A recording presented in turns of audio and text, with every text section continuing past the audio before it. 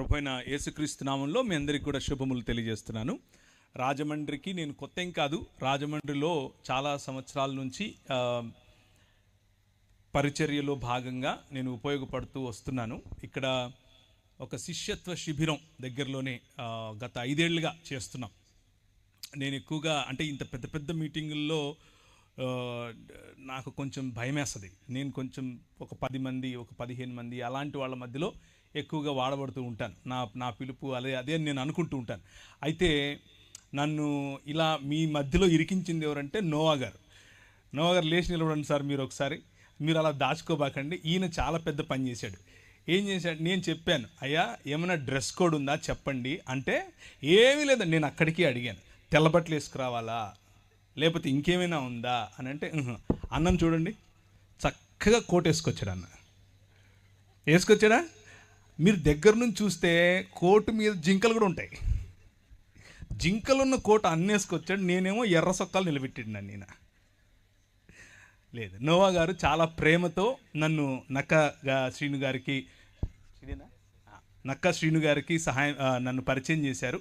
మీరు ప్రేమతో మీలో ఒకటిగా నన్ను ఆహ్వానించినందుకు సహోదరుడు నక్కా శ్రీను వారి కుటుంబానికి నేను, అలాగే స్థానికంగా ఎవరైతే ఈ ప్రోగ్రాం ఆర్గనైజ్ చేస్తున్నారో వాళ్ళందరికీ, నా సహదాసులు, నా సహ పరిచారకులు, నాతో పాటి దేవుని పరిచర్యలో భాగస్వాములైనటువంటి సంగీత బృందం, అలాగే పాటలు పాడేటటువంటి ఆరాధనలో నడిపించినటువంటి స్టీవెన్ గారికి, ఇక్కడ ఉన్నటువంటి సాంకేతిక బృందం అంతటికీ కూడా కృతజ్ఞతలు తెలియజేస్తున్నాను. ఇకపోతే దేవుని వాక్యము మనము ఈరోజు ఎక్కువ సమయం కాకపోయినప్పటికీ ఒక నరేషన్ రూపంలో, అయితే బైబిల్ గ్రంథం చెప్పేటటువంటి ఒక ప్రధానమైన థీమ్ రూపంలో చూసే ప్రయత్నం చేద్దాం. అలా చూడటానికి ముందుగా మనము కొన్ని విషయాలు మనం అర్థం చేసుకోవాలి. బైబిల్ గ్రంథంలో మానవుడు ఎలా పరలోకం చేరాలి అని చెప్పటానికి ఫార్ములా ఇచ్చినట్లుగా కొంతమంది అలా అనుకుంటూ ఉంటారు బైబిల్ గ్రంథం యొక్క ప్రధానమైన థీమ్ గురించి. కానీ అది కాదు బైబిల్ గ్రంథంకు ఉన్నటువంటి ప్రధాన లక్ష్యం.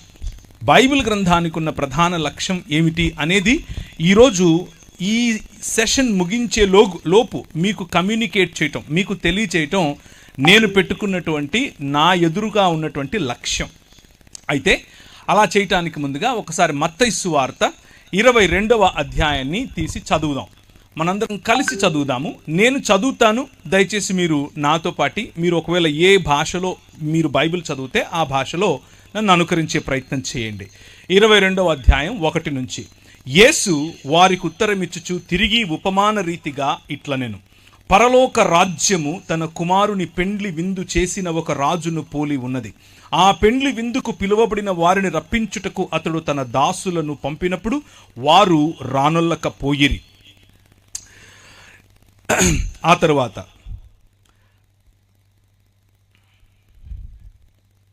కాగా అతడు, ఇదిగో నా విందు సిద్ధపరచియున్నాను, ఎద్దులను క్రొవ్విన పశువులను వధింపబడినవి, అంతయు సిద్ధముగా ఉన్నది. పెండ్లి విందుకు రండని పిలువబడిన వారితో చెప్పుడని వేరే దాసులను పంపెను. కానీ వారు లక్ష్యము చేయక ఒకడు తన పొలమునకును మరియొకడు తన వర్తకమునకు వెళ్ళిరి. తక్కిన వారు అతని దాసులను పట్టుకొని అవమానపరిచి చంపిరి. కాబట్టి రాజు కోపపడి తన దండ్లను పంపి ఆ నరహంతకులను సంహరించి వారి పట్టణమును తగులబెట్టించెను. పట్టణము అన్నది మీరు అండర్లైన్ చేసుకోవాలి. ఈరోజు రాత్రి చెప్పబోయేటటువంటి ప్రధాన థీమ్ పట్టణము గుండా వెళుతుంది. మీ రాజమండ్రి పట్టణము, మేముండే హైదరాబాద్ పట్టణము లేకపోతే నగరము ఎలా ఉంటుందో అలా ఒక పట్టణం, దాన్ని మీరు అండర్లైన్ చేసుకోవాలి. అప్పుడతడు పెండ్లి విందు సిద్ధముగా ఉన్నది కానీ పిలువబడిన వారు పాత్రులు కారు గనుక రాజమార్గములకు పోయి మీకు కనబడిన వారందరినీ పెండ్లి విందుకు పిలువుడని తన దాసులతో చెప్పెను. ఆ దాసులు రాజమార్గములకు పోయి చెడ్డవారినేమి మంచివారినేమి తమకు కనబడిన వారిని అందరినీ పోగు చేసిరి గనుక విందుకు వచ్చిన వారితో ఆ పెండ్లి శాల నిండెను. రాజు కూర్చున్న వారిని చూడ లోపలికి వచ్చి అక్కడ పెండ్లి వస్త్రము ధరించుకునని ఒకరిని చూచి, స్నేహితుడా, పెండ్లి వస్త్రము లేక ఇక్కడికి ఎలాగూ వచ్చావు అని అడగగా వాడు మౌని అయి ఉండెను. అంతట రాజు వీని కాళ్ళు చేతులు కట్టి వెలుపటి చీకటిలోనికి త్రోసివేయుడి, అక్కడ ఏడ్పును పండ్లు కొరుకుటయు ఉండునని పరిచారకులతో చెప్పెను. కృపగలిగిన తండ్రి, నీ వాక్యము మా మధ్య చదివి వినిపింపబడుచుండగా మా హృదయములతో మీరు మాట్లాడునట్లు, మీ మాటలు మాత్రమే మా చెవులకు చేరునట్లు మీరు సహాయం చేయమని మా ప్రభువును మీ ప్రియకుమారుడును మా రక్షకుడు అయినటువంటి యేసుక్రీస్తు నామమున ప్రార్థిస్తున్నాం తండ్రి, ఆమెన్. సో యేసు ఈ ఉపమానమును చెబుతూ పరలోక రాజ్యమును గురించినటువంటి ఉపమానం ఇది అని చెప్పాడు. పరలోక రాజ్యము తన కుమారుని పెండ్లి విందు చేసిన ఒక రాజును పోలియున్నది అని చెప్పాడు. దేవుని రాజ్యమును ప్రకటించటానికే ప్రభు అయిన యేసుక్రీస్తు ఈ లోకానికి వచ్చాడు. మనం ఏ విధంగా ఈ ప్రపంచాన్ని విడిచి ఇంకొక లోకానికి వెళ్ళిపోవాలి అన్న ఫార్ములా ఇవ్వటం కోసం వచ్చాడు అని చెప్పటం మతం మాత్రమే. కానీ మత ప్రాతిపదిక నుంచి కొద్దిగా పైకి లేచి దేవుని రాజ్యం అన్నటువంటి ప్రాతిపదికలో దేవుని వాక్యాన్ని గనక అర్థం చేసుకుంటే చాలా సులువుగా, అరటిపండు ఒలిచి నోట పెట్టినట్లుగా చాలా సులువుగా, సరళంగా మనకు అర్థమవుతుంది. దేవుని వాక్యాన్ని దానికి ఉన్నటువంటి సందర్భం, దానికి ఉన్నటువంటి ప్రాధాన్యత, ఏ విషయములను వాక్యం ఎన్నుకొని చెప్పదలుచుకుందో ఆ విషయములను అధ్యయనం చేయటం ద్వారా మనం దేవుని హృదయానికి దగ్గరగా, ఆయన చెప్పాలనుకున్నటువంటి సందేశాన్ని దగ్గరగా అర్థం చేసుకునేందుకు అవకాశం ఉంటుంది. అలా కాకుండా 2000 సంవత్సరాల క్రితం చెప్పబడినటువంటి మాటలకు 2000 సంవత్సరాల తర్వాత మన మనసులో వచ్చే ప్రశ్నలను వాటిపై కృమ్మరించి దాని నుంచి ఏదో సంపాదించాలి అని ప్రయత్నం చేయటం వల్ల మతం కడతాం. అదే ప్రపంచ క్రైస్తవ సముదాయంలో అనేక శాఖలుగా, భిన్న భిన్న సమయాల్లో భిన్న భిన్న శాఖలుగా విడిపోయినటువంటి క్రైస్తవానికి ఉన్నటువంటి ఒక ఐడెంటిటీ. కనుక ఈరోజు సాయంకాలం మనం చదివిన, మనం నేర్చుకున్నదంతటినీ కూడా కొద్దిగా అలా పక్కన పెట్టి ఫ్రెష్గా, తాజాగా దేవుని వాక్యాన్ని ఉన్నదున్నట్లుగా, ఆయన చెప్పినట్లుగా అర్థం చేసుకునే ప్రయత్నం చేద్దాం. ప్రభువు లేకపోతే దేవుడు ఒక విందును చేయాలి అని ఆశపడ్డాడు. దేవుడు తన ఇంటిని, తన భవనాన్ని భూమి ఆకాశములుగా నిర్మించాడు. ఆ భవనంలో ఒక క్రమాన్ని ఏర్పరచాడు. ఆ క్రమము ఉదయముకు ఒక వెలుగు, రాత్రికి ఒక వెలుగు రూపంలో, ఎక్కడ నీళ్లు ఆగాలో ఆ నీళ్ల యొక్క లేకపోతే మంచిగా పచ్చిక పండటానికి కావలసిన వనరుల రూపంలో, చెట్ల రూపంలో, పశు పక్షులకందరికీ కూడా కావలసిన నీడ మరియు పళ్ళ రూపంలో చక్కటి ఒక గార్డెన్, ఒక తోటను క్రమంగా వేశాడు. క్రమంగా వేసినటువంటి ఆ తోటలో మనిషిని, అనగా నిన్ను, నన్ను, మనుష్యులను అందులో ఉంచి ఆ 3 పదాలు లేకపోతే 3 రకాలుగా వారికి ఒక మాట చెప్పాడు.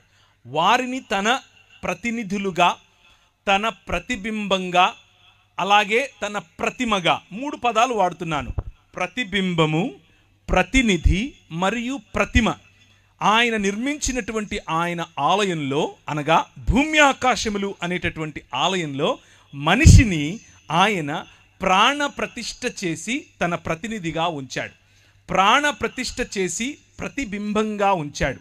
ప్రాణ ప్రతిష్ఠ చేసి ప్రతిమగా ఉంచాడు. అలా ఉంచినటువంటి మనిషిని ఏమని చెప్పాడు అనంటే, నువ్వు నా స్వరూపము, నా పోలిక గనుక నేను నీకిచ్చే అధికారముతో ఈ ప్రపంచాన్ని, అనగా ఈ భూమిని ఫలించు, విస్తరించు, భూమిని నిండింపచేయి, అభివృద్ధి చెందు, మరియు దానిపై ఏలుబడి చేయమన్నాడు, రాజ్యం చేయమన్నాడు. దేవుని రాజ్యము యొక్క ప్రతినిధి మనిషి. దేవుని స్వరూపము యొక్క ప్రతిబింబం మనిషి. దేవుని స్వరూపము యొక్క ప్రతిమ మనిషి. దేవుని రాజ్యము యొక్క ప్రతినిధి, దేవుని పోలిక యొక్క ప్రతిబింబం మరియు దేవుని స్వరూపము యొక్క ప్రతిమే మనిషి. ఈ ఆలయాన్ని, ఆయన నిర్మించినటువంటి భూమి ఆకాశములనే ఆలయాన్ని క్రమముతో ఆయన రాజ్యముగా నడిపించమని బాధ్యతతో కూడినటువంటి అధికారాన్ని మనిషికిచ్చాడు. ఈ బాధ్యతతో కూడిన అధికారం దేవుడు మనకిస్తే, దేవుడు కట్టని గోడలు, దేవుడు ఆయన నిర్మించినటువంటి ఈ ఆలయంలో గోడలు కట్టలేదు. ఆయన న్యాచురల్గా ఉండే హద్దులు ఇచ్చాడు. వాటి హద్దులను దాటి నీళ్లు రావట్లేదు, దాని హద్దును దాటి గాలి వీయట్లేదు, దాని హద్దును దాటి చెట్టు పెరగట్లేదు.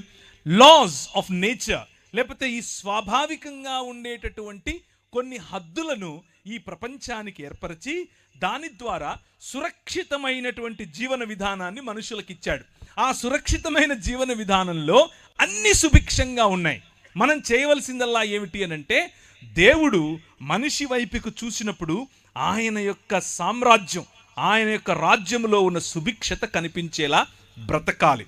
ఈ సృష్టి మనిషిని చూసినప్పుడు దేవుని గుణలక్షణాలు కనిపించాలి. ఇది మనిషికి ఇచ్చినటువంటి పని. అందుకనే మనలను అనగా మనుష్యులను రాజులైన యాజకులు అని పిలిచాడు.